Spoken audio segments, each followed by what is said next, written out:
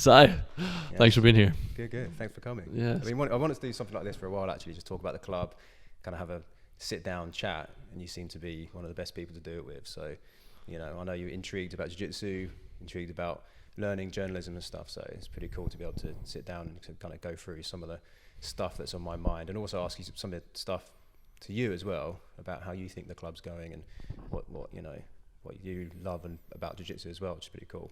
Awesome. Yeah, it's so cool to be in the gym as well. That's great. Yeah, it's a good, right, good setting. Yeah. Quiet for once, yeah. Yeah. Cool. We'll just get right into it. Yeah. So I suppose my first question was, how did you start jiu-jitsu and why?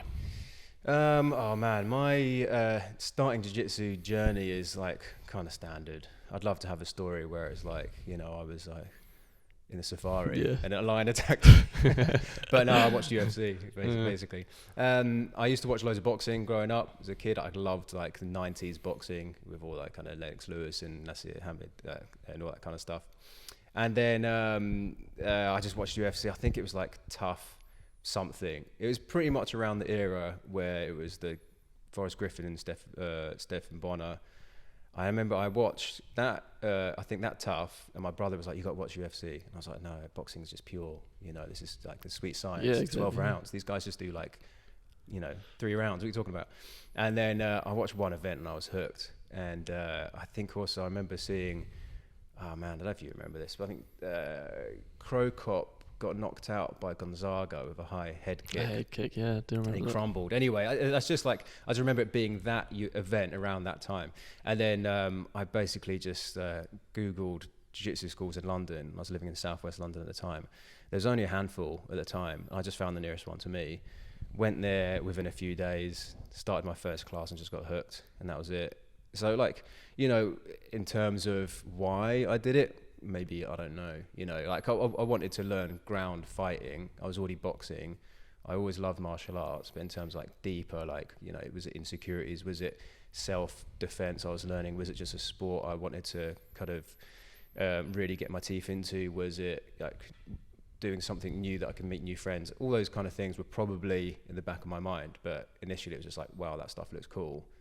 I want to learn that stuff because like I like learning combat sports, and that seems to be like their kind of next progression. But I remember hearing years ago about Brazilian Jiu-Jitsu, like when I was at uni, probably 5 years beforehand, and someone saying like, oh, that's the hardest martial art you can do. It's the hardest one to get a black belt. And I remember actually thinking then, I was doing like some capoeira with this Brazilian dude, and he mentioned it, and I remember thinking, I'm never going to do that. I'm probably blatantly never going to do the hardest martial art. All I'm doing basically is like dancing. I love it.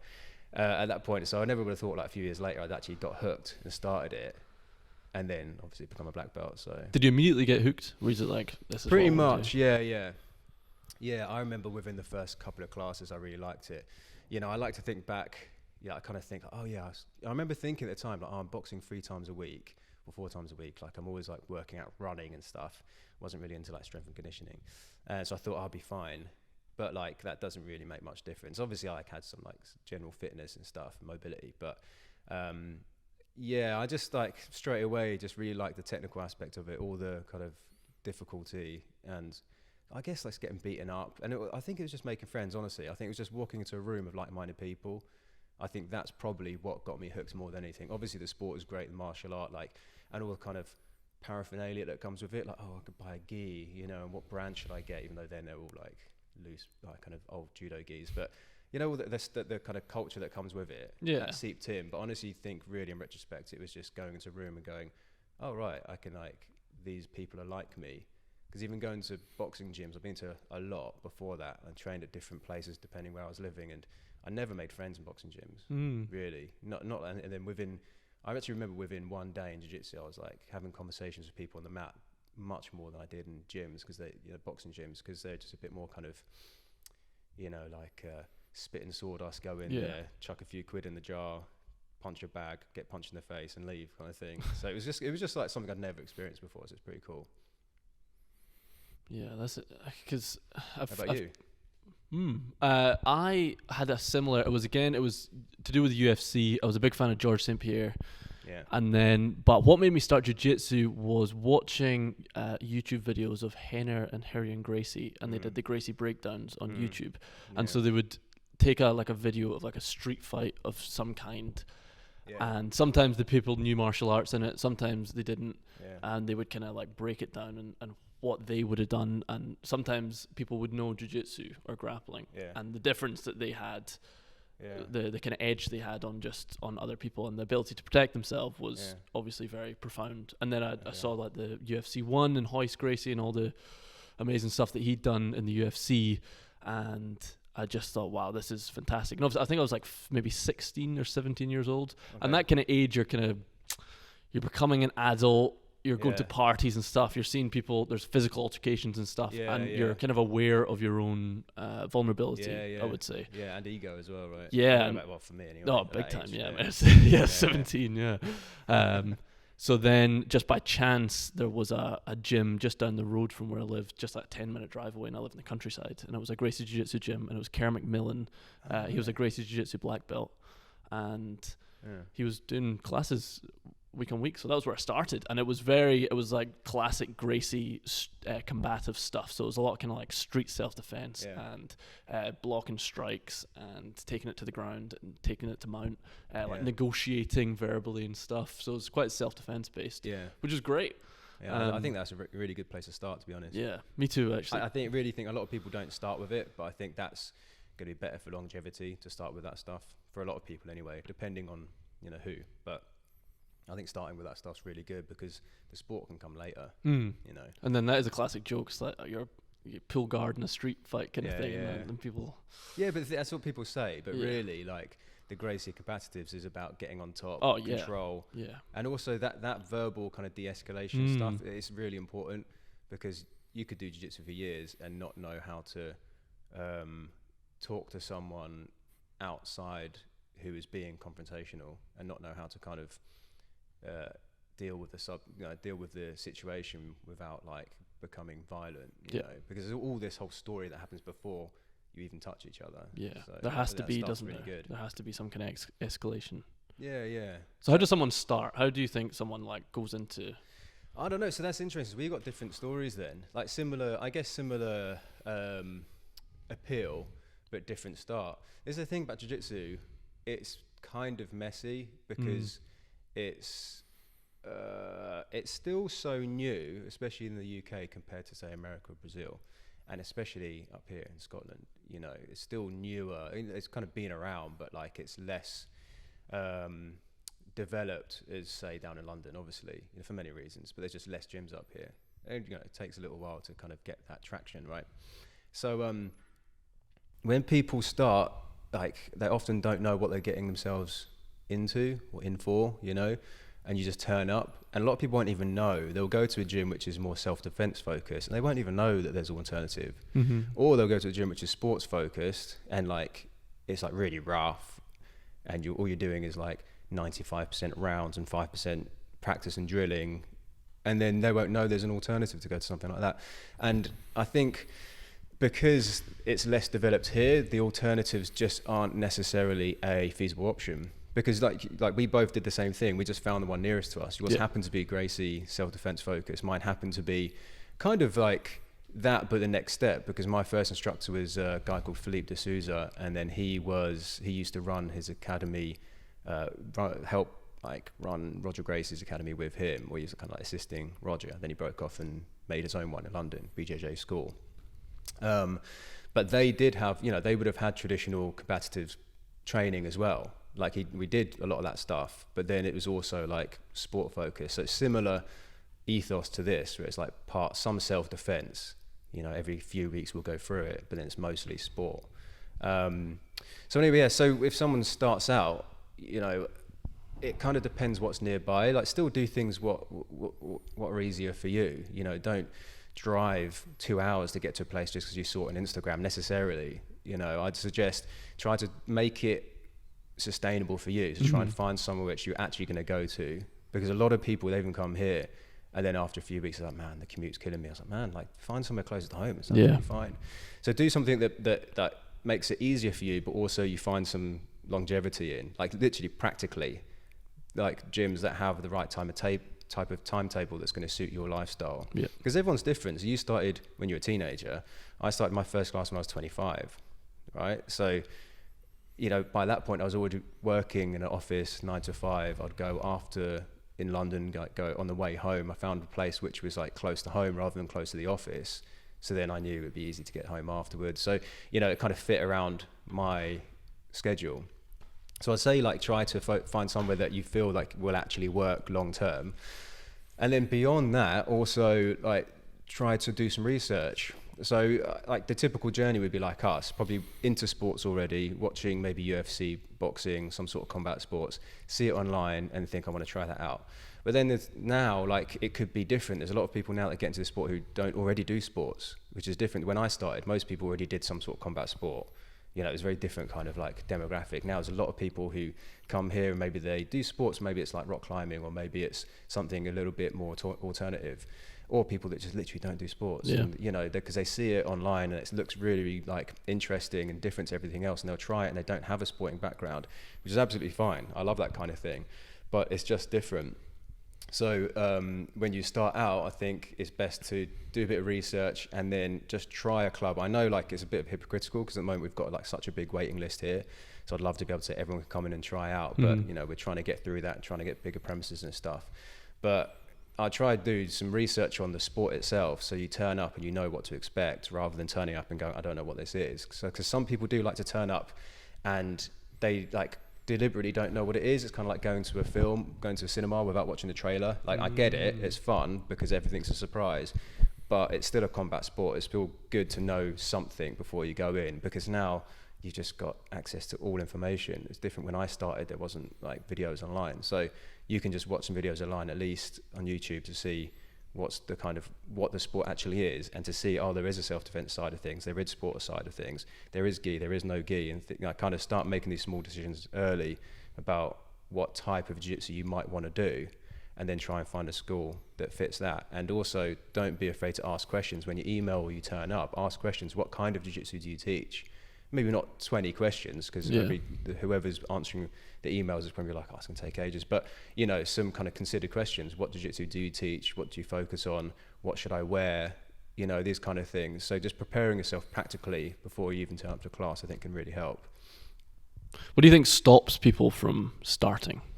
I think often, I don't know, because we've talked about this before, and I've talked about a few guys here before about like, we don't know the amount of people who don't even end up getting through the door. Yeah. And there's a lot because we've got wait lists and stuff, but there's going to be loads of people who don't even end up emailing or don't even end up inquiring, even though they want to do it. So I don't know how many people out there who want to do jiu-jitsu, but are maybe too scared or just kind of are too busy to do it. So I think like there's that whole pool of people that we don't really know why they're not doing it. But I imagine it's quite intimidating as a sport. I think some people might feel that, you know, I'm going to get hurt doing it, or feel that the sport's too aggressive, even though I like the idea of it. And again, that goes back to picking the right place and just trying a few different gyms and trying to like observe what the gym is like when you finally get in there.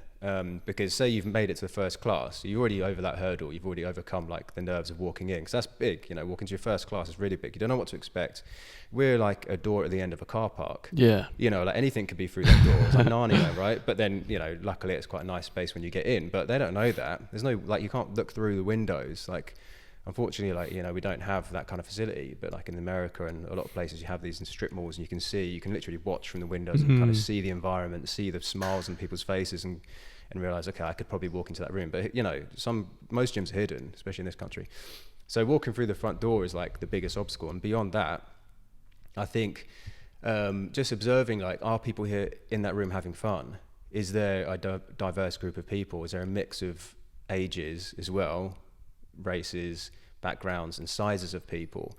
If you're in a gym and there's only like one demographic of people, like young, strong men, right, which is absolutely fine, that, and then you're not that, it might not be the right gym for you. Yeah. But if you can kind of get used to it and adjust to that environment, that's absolutely fine. You know, it depends what you want.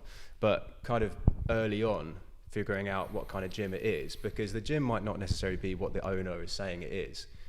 So it's up to the owner and the people in the gym to be clear about what their gym is and what they offer. But, you know, if what the gym is offering, whether it's by them telling you or you figuring it out, doesn't match with what you want out of jiu-jitsu, then it might be worth finding somewhere else. So I think sometimes that's why people stop, because of it's intimidating and they don't quite fit in the gym's environment. But unfortunately, we're not quite at the stage where there's something for everyone. There's like, we're getting there, but it's not necessarily a gym for everyone because there are so few gyms around. Yeah, that is I've definitely been to gyms before where it is just like a group of young guys that are usually in great shape and have been training for a long time, and that can be that's an intimidating thing for me to walk into as a 24-year-old guy who exercises and stuff. That's intimidating for me. I can't imagine what it would be like for someone who's never trained before. Maybe they're a bit older than I am, not they don't exercise regularly. I can completely see how sometimes there's a bit of a kind of boys club vibe to some jiu-jitsu gyms as well.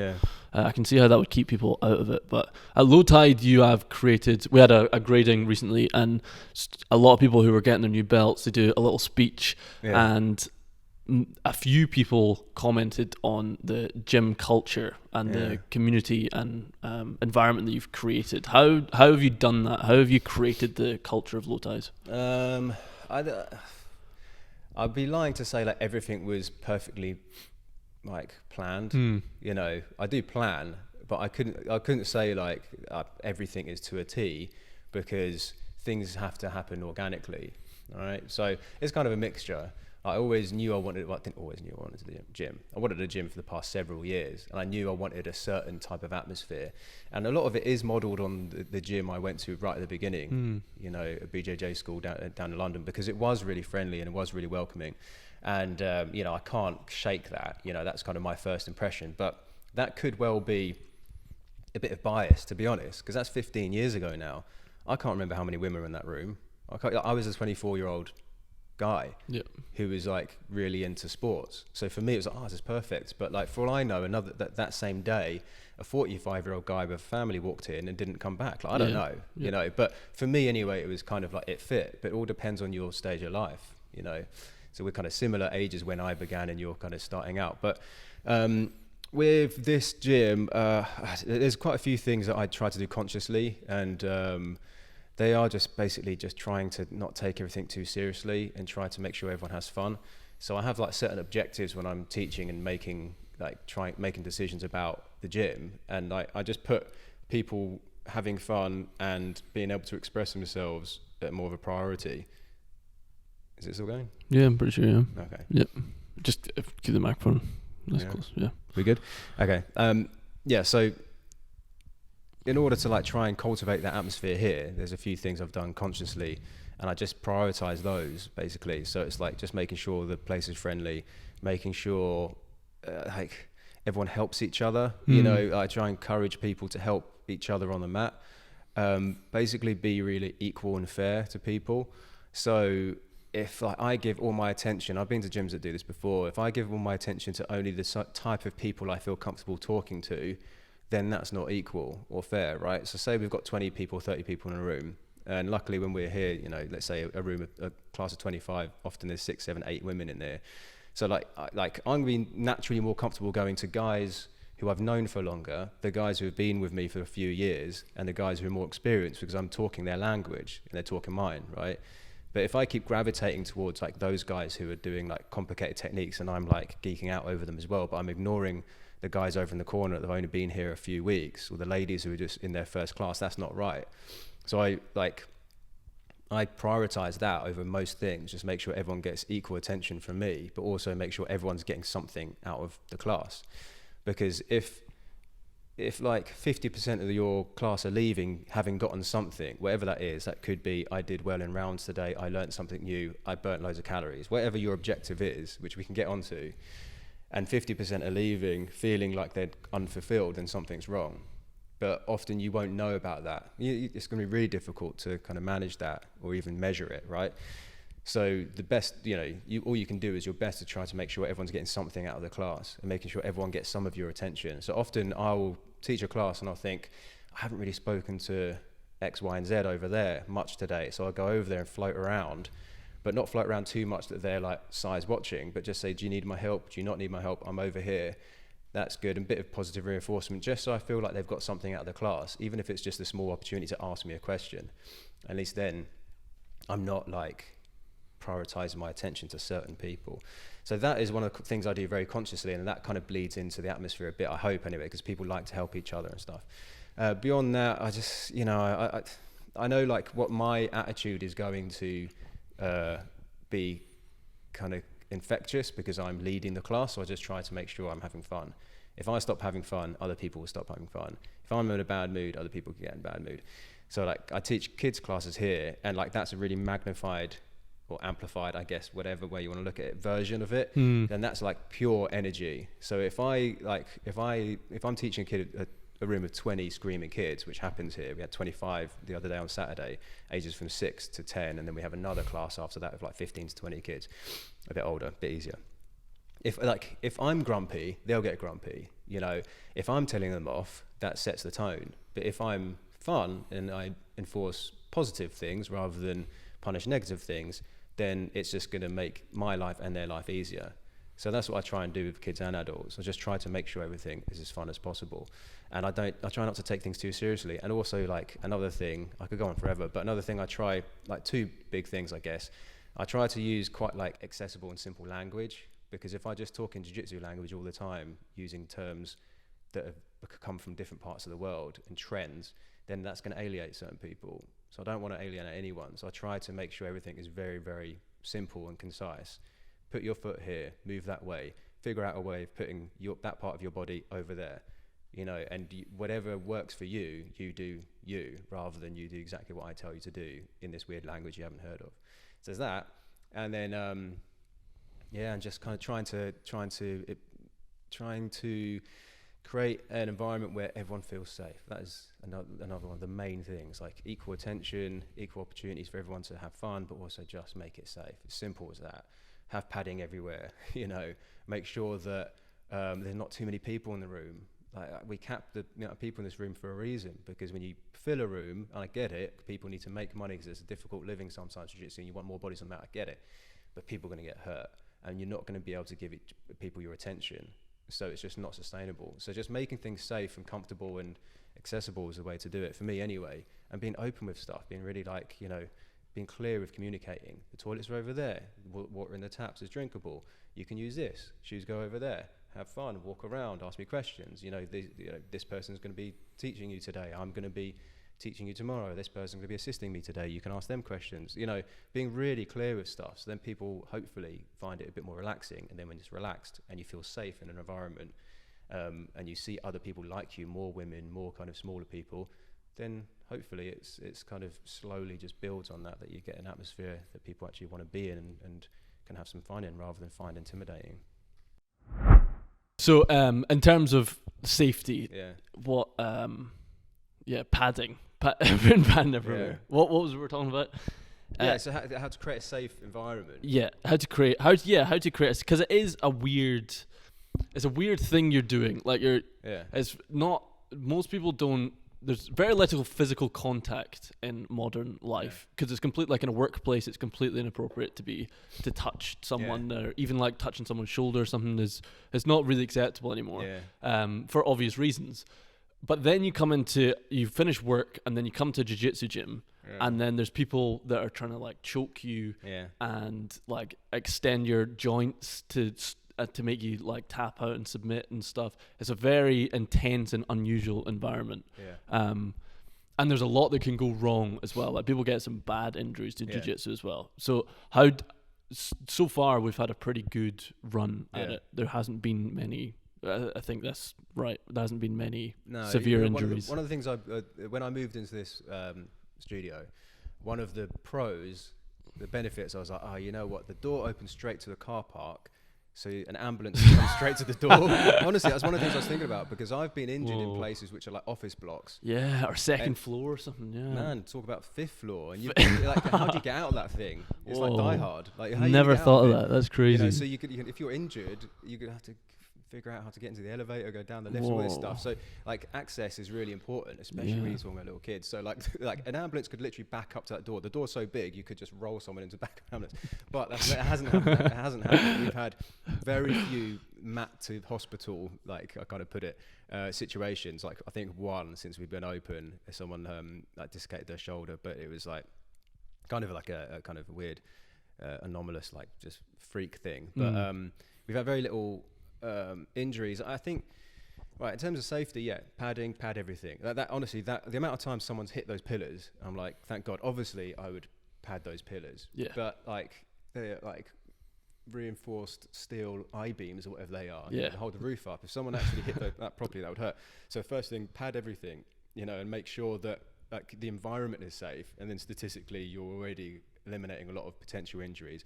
Even things like little cracks in the mats and that kind of thing really gets to me. When if I see a crack that a toe could go into, I'm over there pushing the mats back together, figuring out how to like stuff the edging and make sure everything's kind of seamless.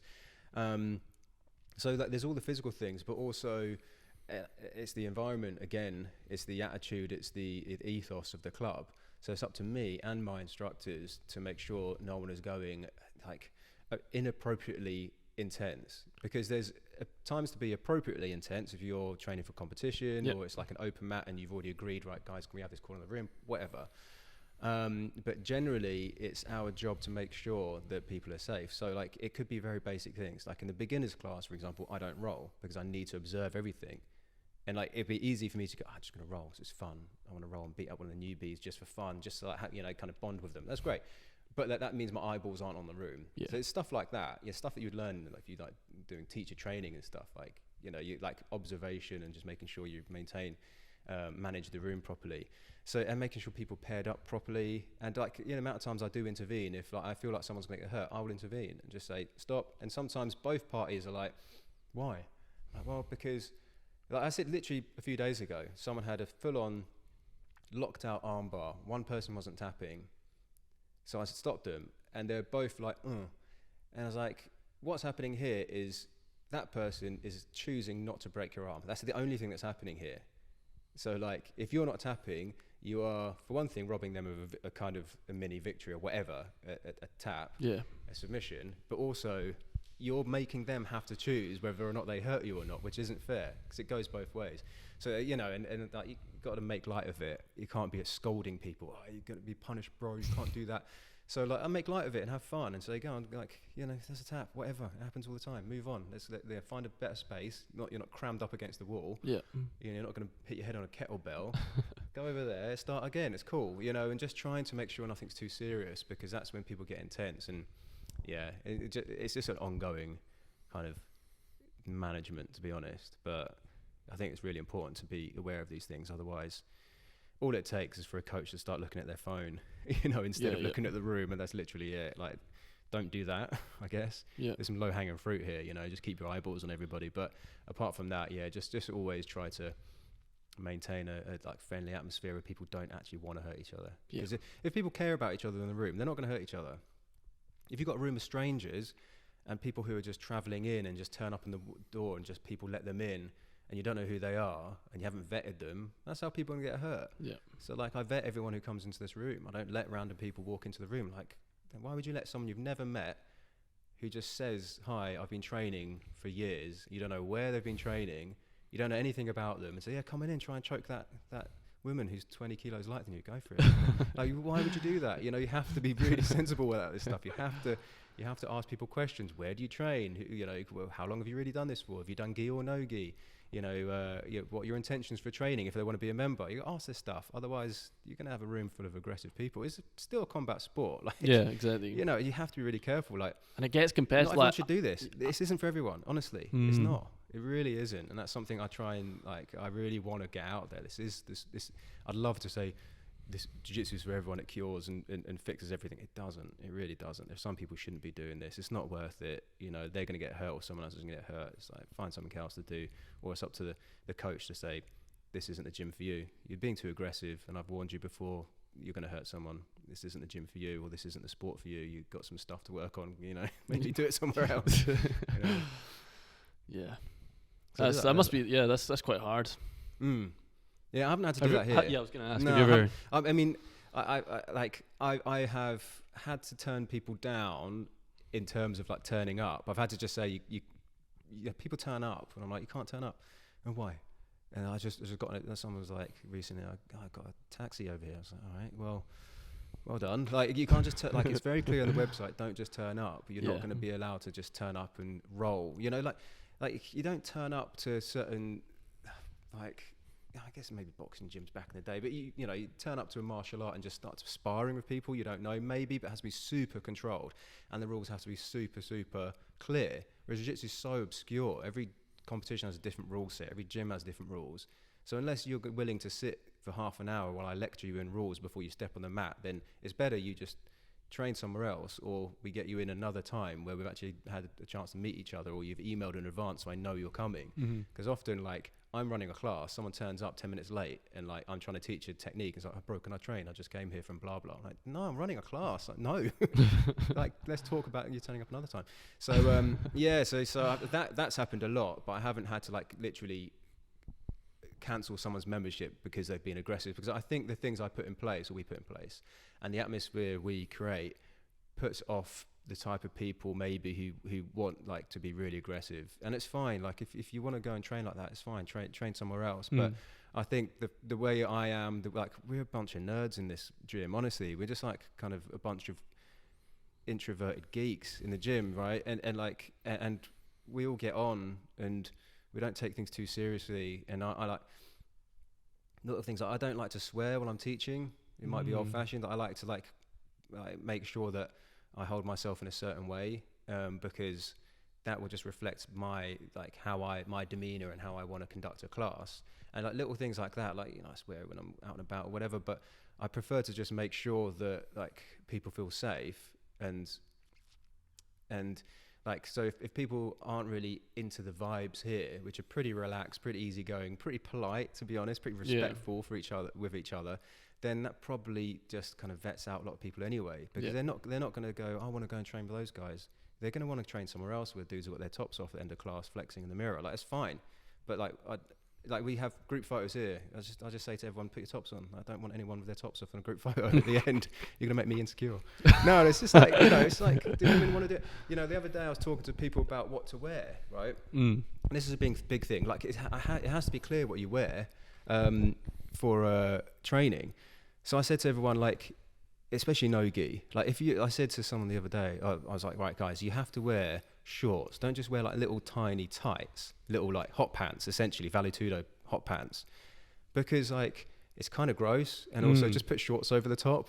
And like, you're not going to roll topless, no way. Like, put a rash guard on. The clue is in the name of the rash guard. Put it on. And it's like, I get it when people do that if they're training for ADCs or whatever, which no one here is going to be training for the ADCC. But it's like, I just said to the guys the other day, like, look in the mirror when you're about to step on the mat. And we've got a massive mirror over there, I don't care. Look in it, and if you think someone of the opposite sex isn't going to roll with me, then you're not wearing the right thing. If you just look, like, just think, oh, am I dressed appropriately? I think weird things poking out because I'm wearing little tights, put shorts over the top, whatever. Yeah. And it goes vice versa as well, I just think everyone should be just wearing the appropriate stuff so they feel that people are going to be comfortable training with them. Because otherwise you get this underlying thing that people don't want to train with certain people, and I won't even know about it. But I don't want to be like, everyone has to wear white gis, everyone has to have this certain haircut. No way, it gets way too culty. But like, just wear what's appropriate. Just think, will people want to train with me wearing this? Yeah, fine, that's all right. Cover yourself up, be kind of respectful to others. So I think that's kind of all ties into like having a gym that basically just respects each other and treats each other equally. What about hygiene? Hygiene, oh God, yeah, that's another one. I just constantly have to remind people to just wash themselves. The one big thing is nails, like the amount of times, it's straight away when you start, like, if you ever start coaching and stuff, like one of the few things you have to like decide early is like bluntness, that like you can't like shy away from telling people your toenails are too long, can you go and trim them? Like, you have to do it, because if you don't, and then someone gets scratched or whatever, and you thought, I was going to tell that person, but I bottled it. You got to do it. So, like telling people next time or now, can you go and trim? We've got like nail clips, can you go to the toilet and trim your nails? And also, just like always reminding people to wash their kit and only coming to a class. And if I suspect someone's wearing a gi that they wore last night or this morning, and they're wearing it again in the evening, I'm like, man, you got to get a second gi. You can't do that. You have to have a clean gi, and you have to be prepared to say to people they can't train. And then beyond that, sometimes I have difficult conversations where someone isn't hygienic repetitively. You've got to kind of pull them to the side and say, maybe people don't want to train with you because of this, and it's just a bit of advice, you know. So you have to be kind of sensitive to these things, but it's definitely something you got to keep on top of. It's tricky. That's another unique thing to a jiu-jitsu gym. It's another thing you don't really do in your day-to-day life, but especially no gi. Like gi kind of protects you from a lot of that stuff. Is that what it was designed for? Is that why gis are popular? Because like when I was training no gi in Thailand, the skin infections were off the charts. Yeah, you got the humidity there. Exactly. You've got conditions for bacteria to just thrive. Yeah. You know? Luckily here it's so cold, but yeah, I mean, I think one reason I've got, like, we could talk for another hour on gi versus no gi. Like, I will go on forever on it. Another episode maybe. Yeah, and I try not to be too biased. I love no gi for many reasons, but like the gi is an equalizer. You know, the gi is there for a reason, because the smaller person can, you know, cliched now, defend themselves or beat someone with their gi on. Without the gi on, strength and athleticism comes into play so much, which is fine if you want everyone to be strong, young, and powerful. But if you do want diversity, you got to offer some gi classes, or at least create an environment where, you know, people, or teach techniques where little people can actually use, smaller people can use against big people. But the gi is just like, it covers you up. So like, I always suggest, especially to women, to try the gi first, because it's just going to be more comfortable training with a dude who you don't know, because they're wearing a gi, because they're literally covered up. They're wearing this tiny, tight outfit. It's just going to be, for a lot of people, kind of unsavory and unpalatable, because you're like, I don't know where to grab. The gi has like handles, you know, so it's like, you know, training wheels. Like it makes it easier, because, you know, grab here, grab here, grab here. That means you're not grabbing them. Their sticky, sweaty body, because it's weird. Yeah. So, and then after that, the intimacy will get better. You know, we get more used to it, and the gis soak up people's sweat and everything. So it's not like it's clean compared to no gi, not significantly cleaner. But there's just less skin on show, so it's just easier to kind of get your head around and get used to in the beginning, and then like starting, all right, so I do try no gi, and just kind of go back and forth if you want, try and do a bit of both. But I do think that's why gi will remain popular for beginners and for like people who, and also like, you know, if people are smaller or older, the gi, you can slow things down in it. So I think that's another reason it's popular, because no gi, you're basically often like 100-meter sprint. Like if you can't keep up the speed, it's going to be hard. But gi, you can slow things down, which helps a lot. You know. Yep. Max, come in. 2 more minutes. Max, you can come in. Whatever. Yes, I covered that. Yeah. I think we'll do. Yeah, we could probably talk about gi versus no gi a lot, because, like, I don't like talking about it just in terms of this is better than that, or this is harder than that, or this is like more technical than that. It's not really worth talking about in that way. Like, I think there's a lot more to talk about in terms of who it's suitable for, what type of person might prefer one or the other, and why do you have to prefer one or the other? Why can't you try both? You know, so we can talk about that another time, I think. I like the tradition of the gi. I like the lineups and the I like the hierarchy that it creates as well. I like that I can see who's meant to be better than me and who's not. And that's interesting to know, because like it's very easy for like someone like me to just start like believing the kind of the narrative now that's like, you don't need it, you know, it doesn't matter, you know, which is a shame. Like it's nice to hear that people still like that stuff. I like that stuff. Yeah. But it's good to know. So you still like the kind of pecking order, or at least like the formality of it, like I do. The really reward of it and stuff. Exactly, yeah. And like every time I get a stripe, it's very exciting. And I always felt like that. Yeah, and that's been kind of taken away with no gi. And I suppose it's been flattened out a bit, but I like that. I think that's healthy. I think that's a good thing, especially as a young man. Like, it's good to, because sometimes your ego can just take you away and make you think that you're way further ahead and way better than you are. But it's great that it's not within my control either. You know, it's not, I can't choose to get stripes or anything. That's like your judgment, and it's great to.